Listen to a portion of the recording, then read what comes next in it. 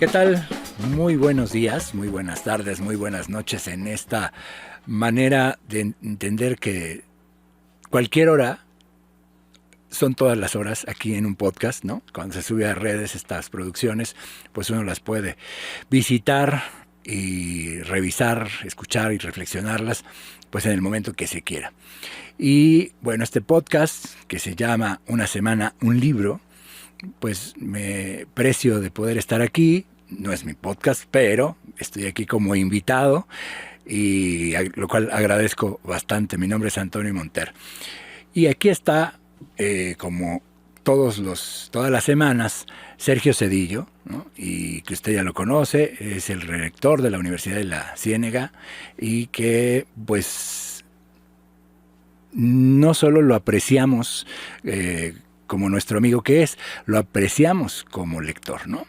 Es de estas especies raras, ¿no? que andan por ahí en la vida caminando, que leen mucho, pero que además tenemos la fortuna de que sea lo generoso, lo suficientemente generoso para compartirnos lo que hay en esos universos de los libros. ¿Cómo estás, Sergio? Pues aquí con el gusto de tenerte en este capítulo como interlocutor. Este podcast nació en realidad por una propuesta que le hice a Yello, y Yello desde la primera sesión se convirtió en un interlocutor. Ha sido una experiencia muy padre porque sirve como ejercicio de esgrima en el que vamos mandando los lances, ¿no? Los ataques, por decirlo de alguna manera, ¿no? Pero ha sido además muy interesante porque prácticamente ya he recorrido ya todos los directivos del sistema de radio y televisión de Michoacán han recorrido este podcast. Entonces me da mucho gusto. Mi psicóloga también está muy agradecida que contribuyan a la terapia que me encargó una semana un libro. Es como una especie de en la ausencia de la ausencia de la ausencia, ¿no? Estoy ahora yo y espero corresponder y estar a la altura de la interlocución de tuya, del programa y de los libros que vamos a hablar el día de hoy, porque no solo es un libro, me decías, ¿no? Porque tenemos en la mesa la visita de un personaje muy importante para la vida nacional, como es Armando Bartra. Sí. Hoy vamos a estar trabajando tú y yo bastante. En esta ocasión traigo este libro que me gustó mucho. Bueno, todos los libros que vengo a comentar me gustan. Se llama Grandes hallazgos de la arqueología, de la muerte a la inmortalidad, de Eduardo Matos Moctezuma. Quiero mostrarle, editorial Tusquets. Tiene cerca de 9 años de haber sido... de cerca de 10 años de haber salido a las librerías, al acceso de los lectores. Y pues me parece este texto muy sintético, muy didáctico, y escrito de manera tan accesible, pero no por ello sin que falten todo tipo de detalles para comprender justo estos hallazgos que ha sido producto del desarrollo de la antropología como una disciplina, ¿no? Eduardo Matos Moctezuma creo que no necesita carta de presentación, es toda una institución en nuestro país, es alguien que sabe de la antropología, que ha sido, me parece, uno de los garantes del patrimonio arqueológico de nuestra nación. Pero justo arranca su texto planteándonos qué es la antropología, qué será la antropología. ¿Será una actividad como poco relevante, que simplemente es de un grupo de personas que no tiene bien a bien hacia dónde dedicarse de manera profesional? Y me parece que responde a ello planteándonos estos 5 grandes hallazgos, que son la tumba de Tutankamón, la tumba de Monte Albán, la tumba de Pacal en Palenque, la tumba de Huitzol en el Templo Mayor y la tumba imperial en China. Hallazgos arqueológicos que de una u otra forma hemos tenido acceso o hemos conocido algún aspecto, pero que me parece que en muy pocas páginas cuando digo pocas no me refiero, no lo hago como un demérito, sino por el contrario, de manera muy sucinta nos va guiando cuáles fueron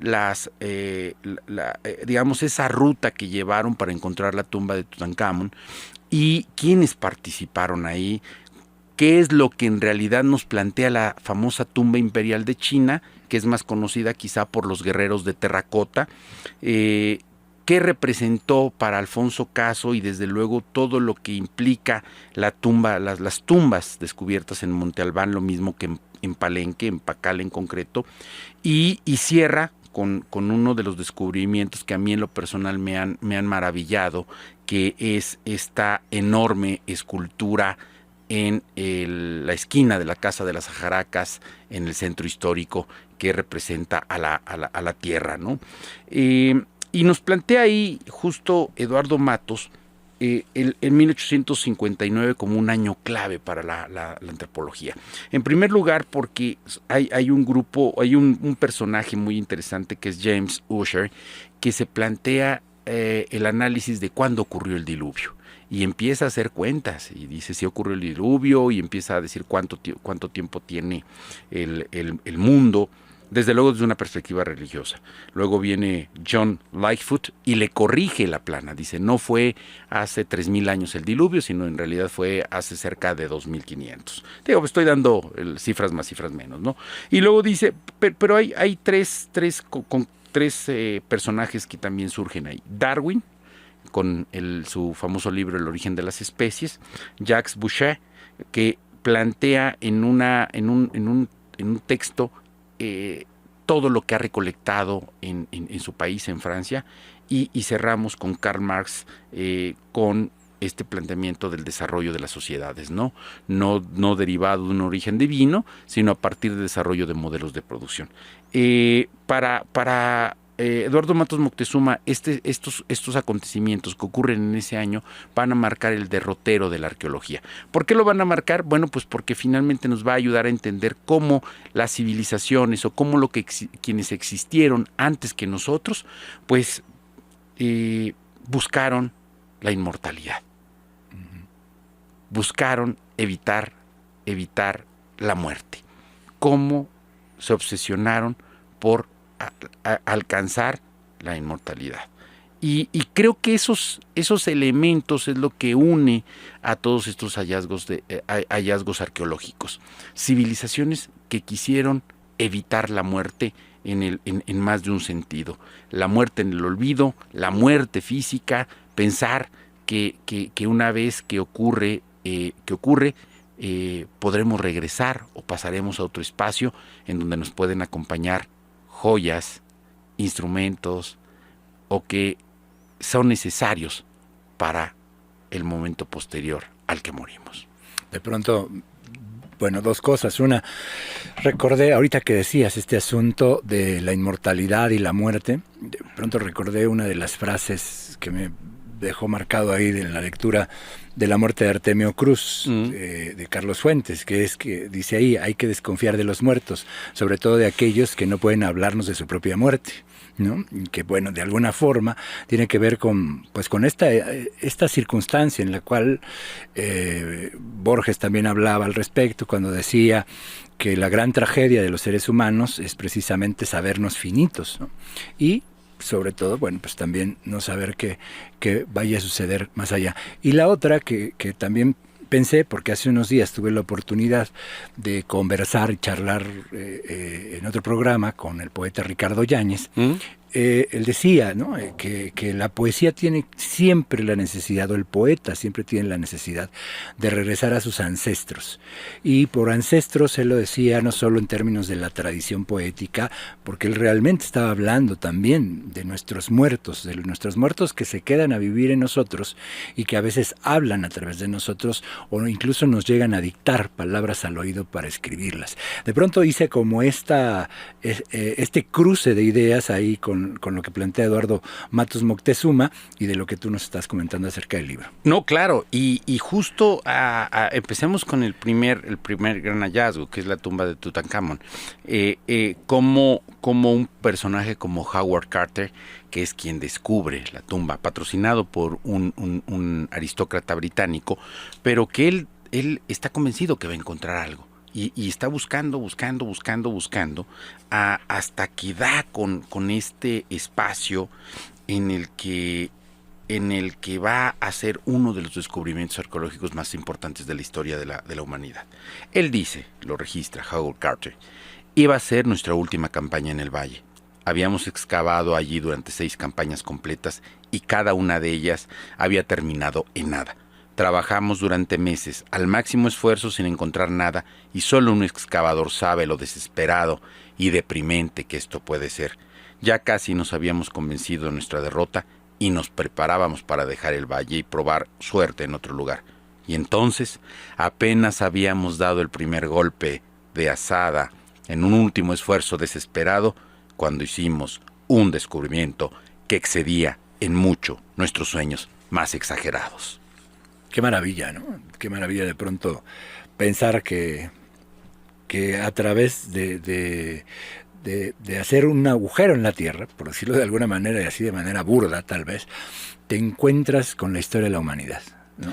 Claro, y no hablamos de cualquier, digamos, entiendo que podríamos decir que todos somos iguales. Pues claro. Estamos hablando de una civilización que aspiró efectivamente a ser inmortal. Sí, exacto, no son los huesos de un mamut, tampoco por ahí. O de un cromañón. Es decir, sí, claro, es decir, no, esta es una tumba que estuvo hecha para que durara la eternidad. Uh-huh. Y dice, dejaré que el lector se imagine la apariencia de los objetos mientras los contemplábamos desde nuestra mirilla de la puerta tapiada, proyectando desde ella el haz de la luz de nuestra linterna, la primera luz que cortaba la obscuridad de la cámara en 3000 años, de un grupo de objetos a otro en un vano intento de interpretar el alcance del tesoro que yacía ante nosotros.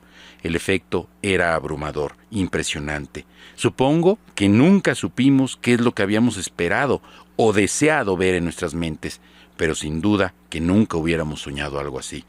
Una habitación, parecía un museo, repleta de objetos, algunos de ellos familiares, pero otros como nunca habíamos visto, amontonados unos sobre otros, con una profusión aparentemente interminable.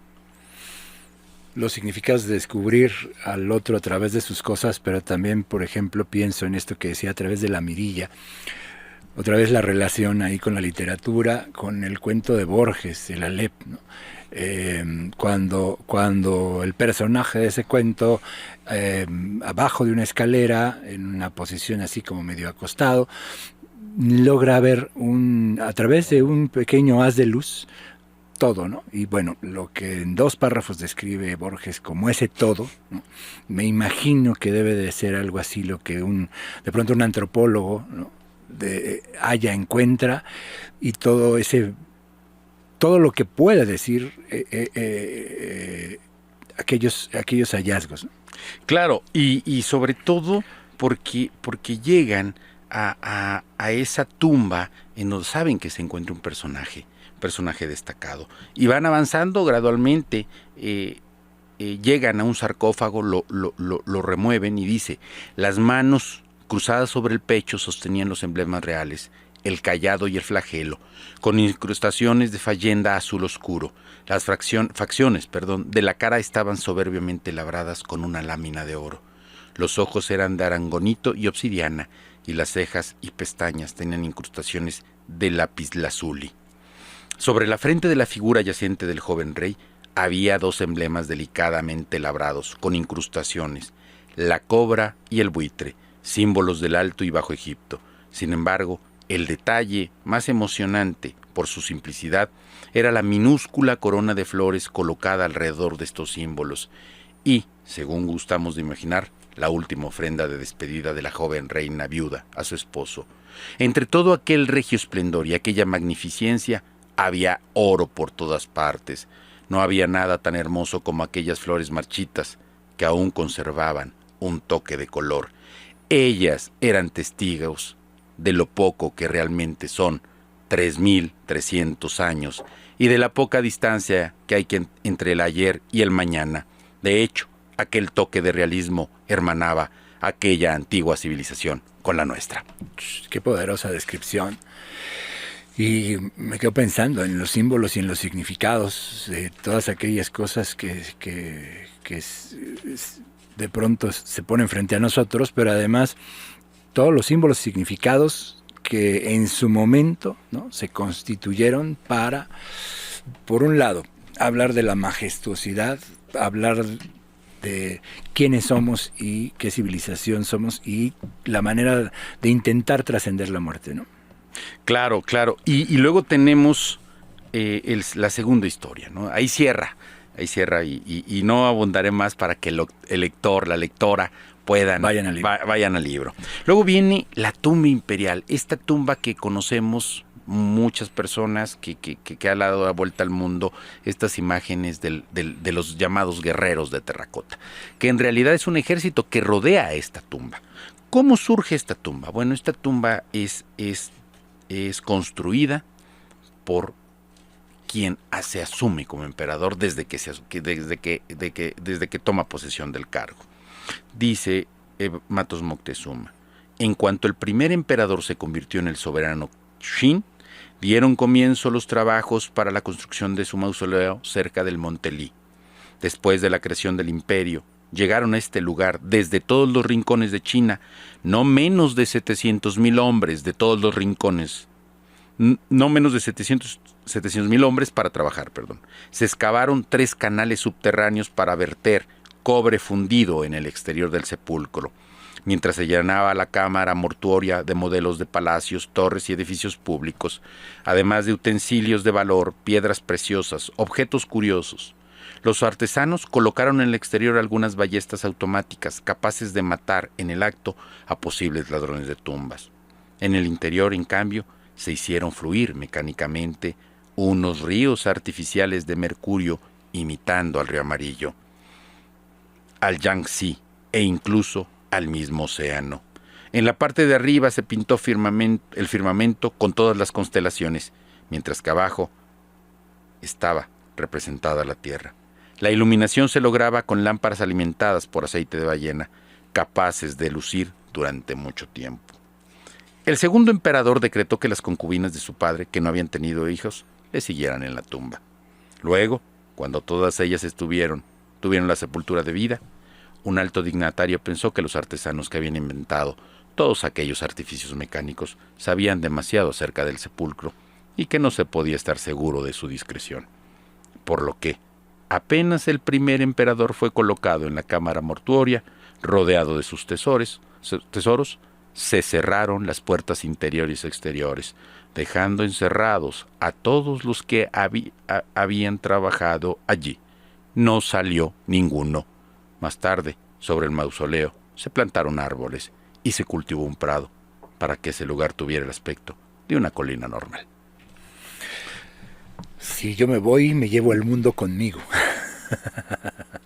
¿No? De pronto pienso en eso de llevarse a las concubinas, de toda esta majestuosidad.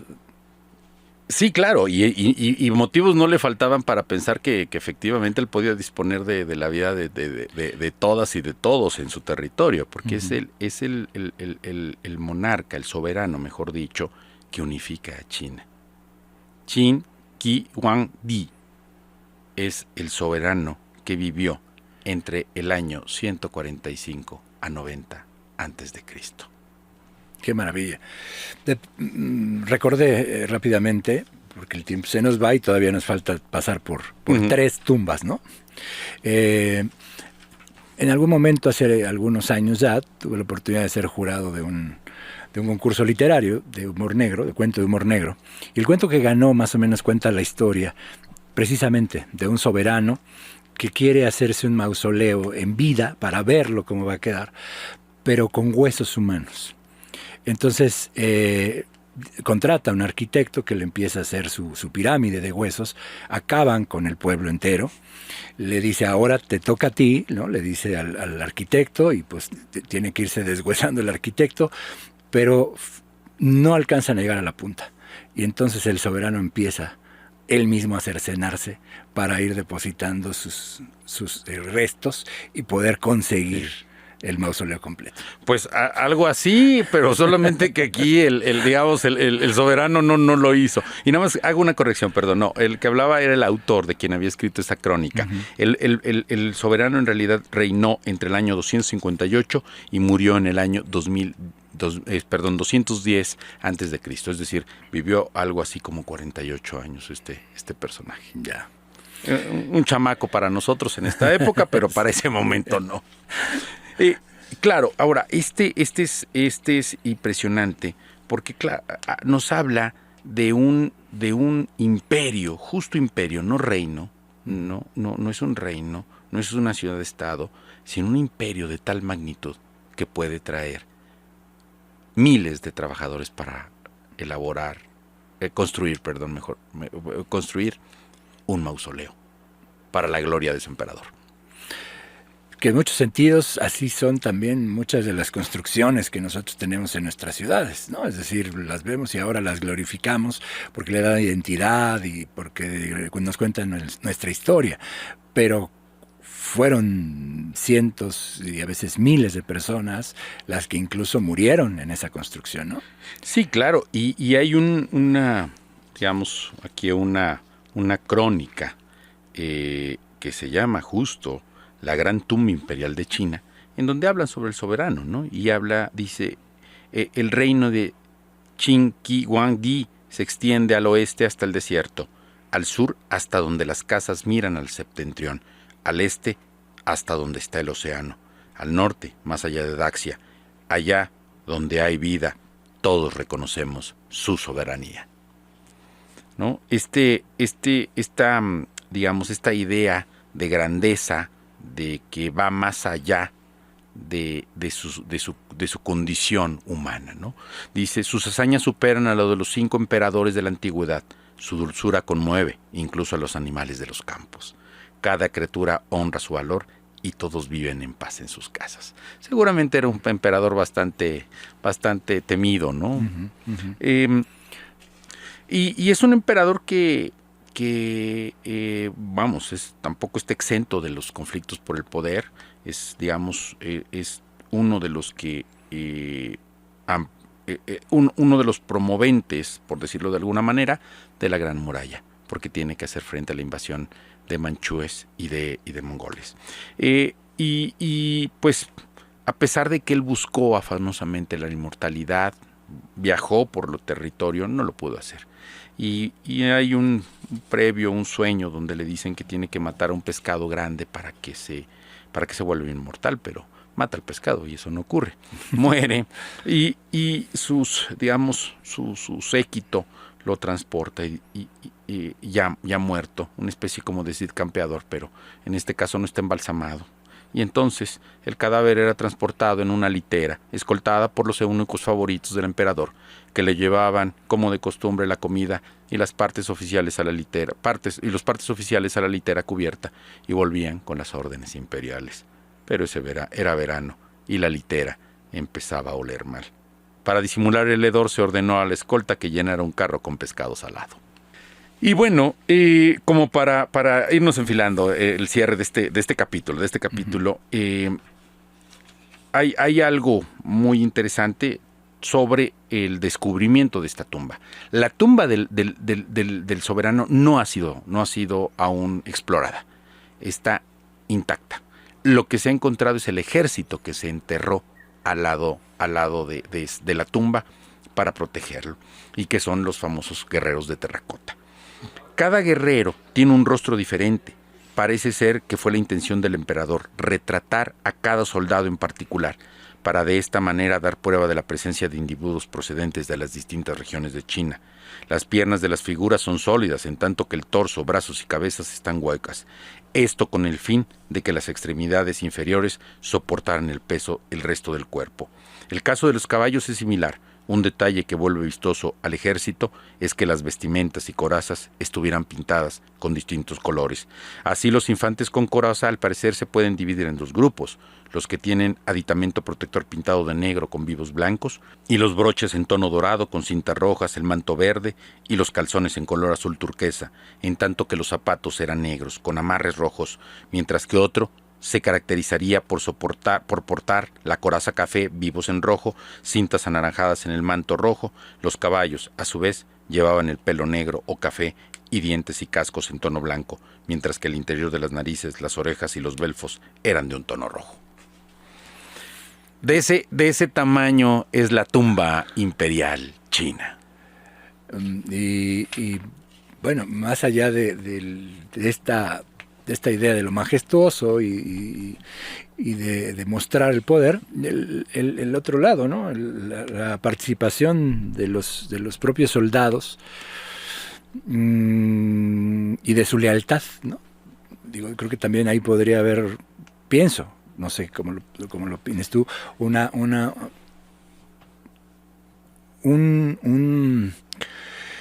una circunstancia de lealtad de los propios soldados, de decir, aquí me quedo cuidando al muerto. Al muerto. Bueno, estas esculturas las construye. Desde luego ya hicimos el recuento de quienes también son incluidos en el mausoleo.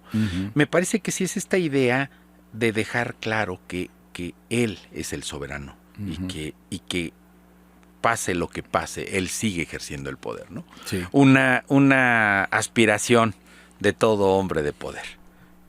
Y bueno, de eso sabemos mucho en este país. Exactamente, bueno, y la historia de la humanidad, ¿no? El siguiente que también me encantó. Ahora, el libro, digo, yo lo he tratado de ir resumiendo, pero vienen detalles justo, hace ahí una narrativa de quién fue este emperador y también los detalles de cómo fueron descubriendo esta tumba que fue digamos, encontrada, o mejor dicho, fueron encontrados los guerreros de terracota en 1974 cuando estaban tratando de hacer un pozo de agua allá en China, ¿no?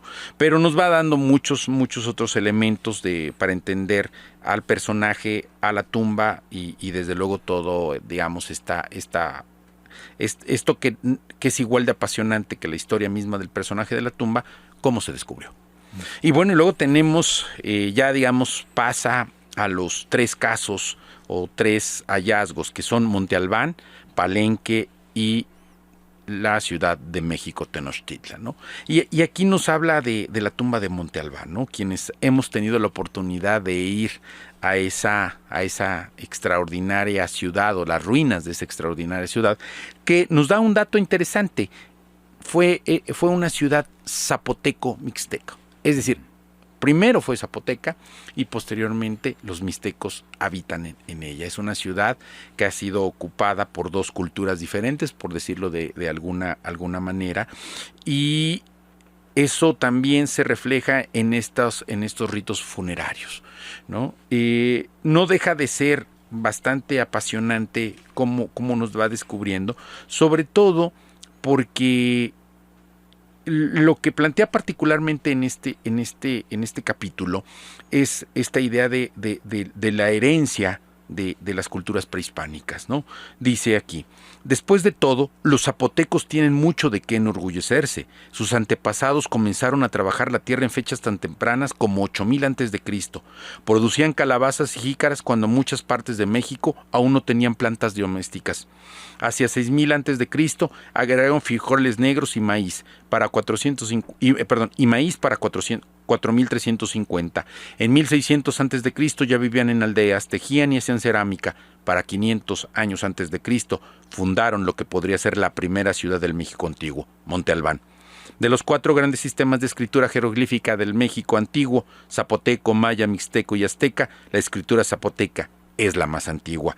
Y cuando durante la época segunda Monte Albán conquistó la cañada de Cuicatlán y se anexó Ejutla, Miahuatlán y Sola de Vega, los zapotecos estaban creando el primer imperio de la antigua Mesoamérica.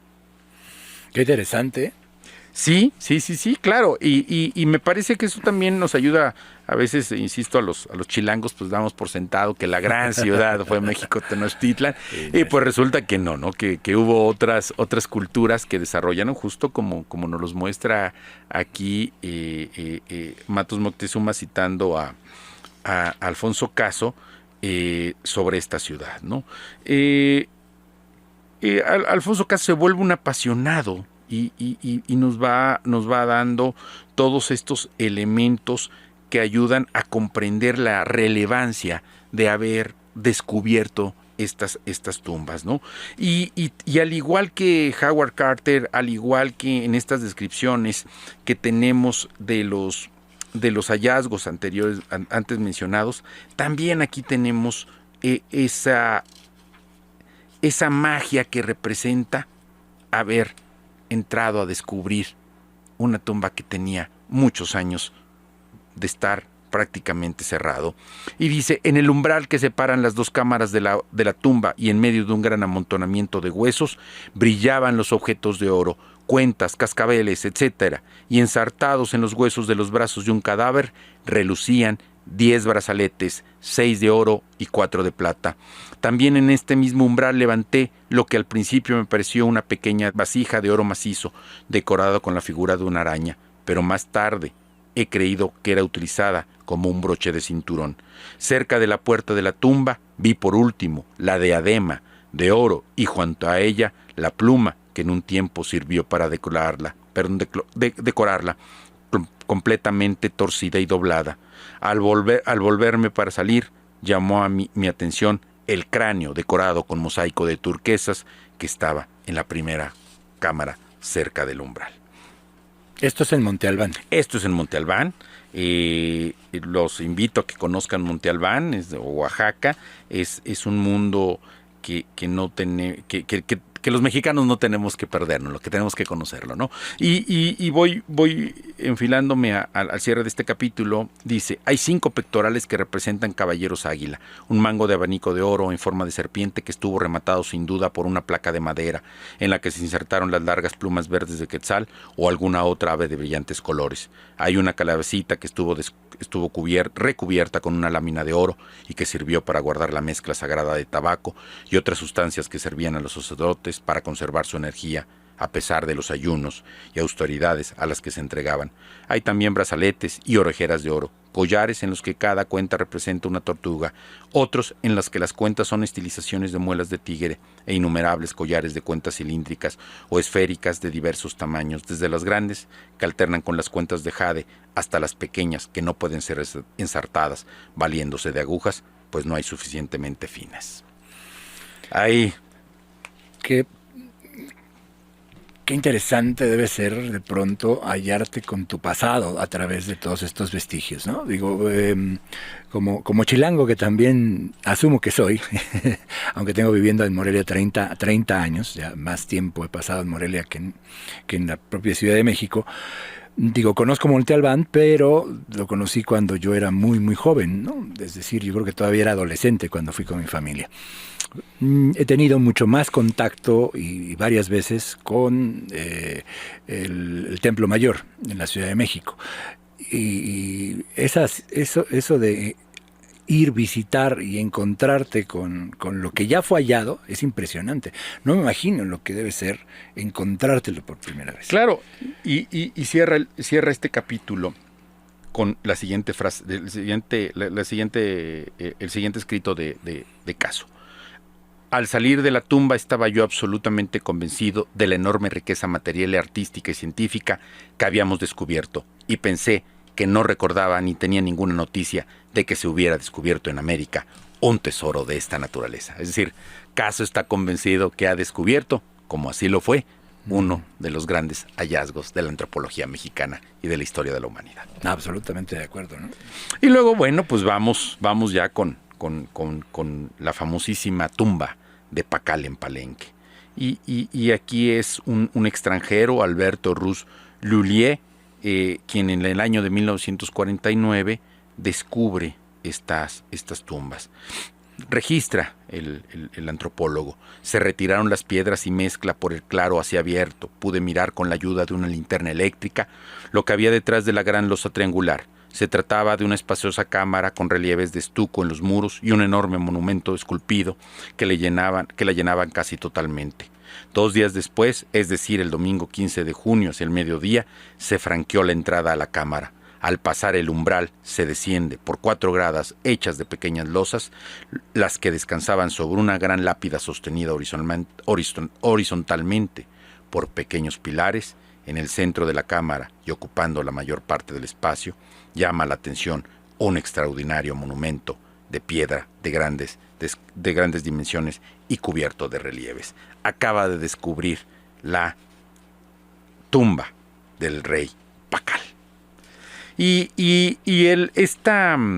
Este descubrimiento no solamente es, digamos, por reivindicar o plantearnos la grandeza de la civilización maya, sino también, y habría que aquí agregar un poco, es también el saqueo que ha tenido nuestro país, ¿no? Ahí recomiendo mucho un texto de mi querido profesor y maestro, el doctor Pedro Castro, que se llama El fabuloso saqueo del cenote sagrado de Chichén Itzá, ¿no? Cómo pudieron haber saqueado y cómo se siguen saqueando el patrimonio arqueológico. Y cierro con este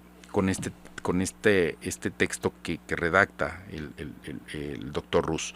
El cuerpo de Pacal en esta lápida reposa sobre la gran máscara del dragón celeste nocturno o monstruo cuatripartita, cuyo cuerpo formado por una banda astral se extiende a los lados de la lápida. Así, esta deidad, dragón bicéfalo en sus aspectos celeste diurno y celeste nocturno, acoge e impregna de sacralidad al gobernante muerto para situarlo al nivel de las deidades. Eso tiene mucho que ver con el encuentro precisamente. Digo, hay una película que protagonizó Antonio Banderas, que era sobre encontrar precisamente la tumba de Cristo. No sé si tú la llegaste a ver, ¿no? Sí. Que toda la tesis es, bueno, es que si la encontramos, el problema es que vamos a ver que era un ser humano, ¿no? Que no era un dios, y que si ahí está, quiere decir que tampoco. Es decir, todo lo que podría pasar al respecto, ¿no? Me quedo por este asunto de la desacralización. Claro, hay una desacralización, pero también diría, se les concede la inmortalidad, ¿no? Es decir, hoy el rey Pacal, que buscó trascender a la muerte, lo logró. Y no precisamente por la tumba en sí, que es todo el hallazgo, sino porque alguien la descubrió y lo conocemos y lo plasmó aquí. Y el último, ya para cerrar con nuestro podcast del día de hoy, la tumba de Ahuitzotl en el frente del Templo Mayor. Este es un descubrimiento que a mí me encantó, me fascinó. Es de una lápida encontrada justo en la Casa de las Ajaracas. Todavía creo que tú y yo la conocimos, ahí en frente al Templo Mayor. Dice: concediendo que sea correcta nuestra suposición de que el monolito de la Casa de las Ajaracas es una lápida sepulcral, habría que preguntarse cuál de los 3 soberanos enterrados en o junto al Coaxicalco, Axayacatl, Tizoc o Ahuitzotl sería el que se encuentra bajo este monumento.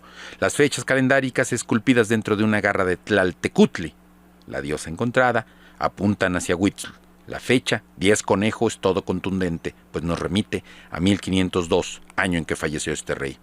En resumen, hallamos muy probable que la nueva escultura de Tlaltecutli oculte bajo su monstruoso cuerpo la tumba del rey Ahuitzotl, espacio que habría sido equiparado simbólicamente con el inframundo. Los invito a que conozcan ese monolito. Es horrorosamente hermoso. El horror que genera, el horror que impacta, me parece que nos lleva a ese refinamiento que alcanzó la cultura mexica para justo advertir a quienes profanaban la tumba de sus soberanos que podían ser devorados por la tierra. Y en este caso diría que sí nos devora, pero devora en cuanto a seguir conociendo. Y cerraría con dos citas muy rápidas. Dice dice, terrible paradoja del destino. Quienes habían destruido hasta sus cimientos el templo mayor, ahora se condenaban a que sus casas sufrieran la misma suerte. Mueren decapitados los hijos de quienes destruyeron el templo y Coyolxauhqui, hija de Cuautlicue, yace decapitada en aquel terreno que pareciera no querer que sobre él se construyese nada, ¿no? Ese destino que llevó a ese presidente de mal recuerdo, de malos recuerdos, aunque pocos, y uno de ellos fue haber ordenado el descubrimiento del templo mayor de México Tenochtitlán. Y cierro con esto. Tales viajes solo están reservados a los seres privilegiados y no dudo que el lector lo sea. Recordemos cómo Odiseo, después de la guerra de Troya, se embarca y entre muchas peripecias de su viaje de regreso llega al Hades tenebroso, lugar de los muertos. Dante, a través de la poesía, viajó al infierno cristiano acompañado de Virgilio. Cristo bajó a los infiernos y resucitó entre los muertos, según lo señala el credo. Y Quetzalcóatl alcanzó también el privilegio de ir al lugar de los muertos en el mundo prehispánico. Solo aquellos seres investidos con un carácter de héroes culturales o sagrados, y el poeta lo es, logran traspasar la tenue cortina que separa lo vivo de lo muerto, pero nadie más. El viaje que hoy emprendemos nos permitirá dos cosas: remontarnos varios siglos atrás en esa moderna máquina del tiempo que es la arqueología, pues el arqueólogo también le es dado recuperar el tiempo ido por medio de las excavaciones y, además, llegar al mundo de los muertos, en donde encontraremos los rostros que fueron y que nos ven con ojos pétreos a través del tiempo mismo. Esa ida y vuelta de la mirada, ¿no? Justo lo que tú decías, pero si lo leía cuando tú lo citabas, pues ya no iba a quedar el cierre. Claro. Otra vez si podemos decir el nombre del libro, claro, el autor, la editorial. Grandes hallazgos de la arqueología, de la muerte a la inmortalidad, de Eduardo Matos Moctezuma. Es un libro, pues, de pocas páginas, me parece pocas 272, letra grande, bueno, ahí para que vean que sí lo subrayo. De los que todavía podemos leer, los que tenemos más de 50. Sí, exactamente. Y bueno, y aunque ellos se enoja siempre que ve rayoneado y doblado los libros, pero yo, como cierto personaje de la historia, los libros son mis esclavos y hago con ellos lo que quiero. Yo estoy de acuerdo, y eso se lo aprendí a Germán de esa. Si este libro está rayado y es porque es mío, una. y dos, pues porque me lo apropié. Y quizá con un tono pretencioso, demasiado pretencioso diría yo, para al menos dejar constancia que en algún momento fue mío. Exacto. Sí, no, yo igual doblo los cantos, rayo, subrayo, ahora hay ciertos libros que no puedo hacerlo porque, como dices, la letra es muy pequeña, pero bueno, es una forma también de hacerse amigo del objeto libro, ¿no? Claro. Que hoy por eso no estoy en contra de las plataformas digitales donde se pueda leer, pero difícilmente, y tengo una por el hecho de la letra grande y letra chica, un lector de libro electrónico, pero la relación no es igual porque ahí no le puedo doblar la hojita y no lo puedo subrayar. No lo puedes aventar ahí un rato y ya que te reconcilias con el autor o el texto, pues ya regresas. Porque uno se pelea con el libro, ¿eh? Sí, por supuesto. Estoy totalmente de acuerdo. Qué poder también de las descripciones, ¿no? De los antropólogos y de los cronistas que fueron haciendo toda esta relatoría. Sergio, ¿tú aspiras a la inmortalidad? No, eso es demasiado pretencioso. Yo aspiro a llegar hoy en la noche. O, mejor dicho, aspiro a llegar en la tarde a la presentación que tenemos y disfrutar de la lectura, seguir disfrutando de la lectura. Digo, aquí estamos hablando del poder y estamos hablando de gobernantes y estamos hablando de la idea de la trascendencia, pero que no estamos exentos también de quizás echar un vistazo y no sé si en algún momento después de siglos, ¿no?, visitemos las pretensiones de nuestros gobernantes de ahora, o incluso no quisiera decirlo, ¿no?, pero los narcotraficantes que hoy se levantan unos palacios para ir a morir allí. Entonces, bueno, pues ya la historia hablará también. Exactamente. En su momento por ellos y por nosotros. Los arqueólogos serán clave para darle mirada, voz a aquellos que quieren la inmortalidad. Así es. Pues muchas gracias, Sergio. Hombre, gracias a ti. Por acercarnos semana a semana un libro. Muchas gracias. Una semana, un libro. Muchas gracias a Sergio Cedillo y nos vemos y escuchamos en la próxima.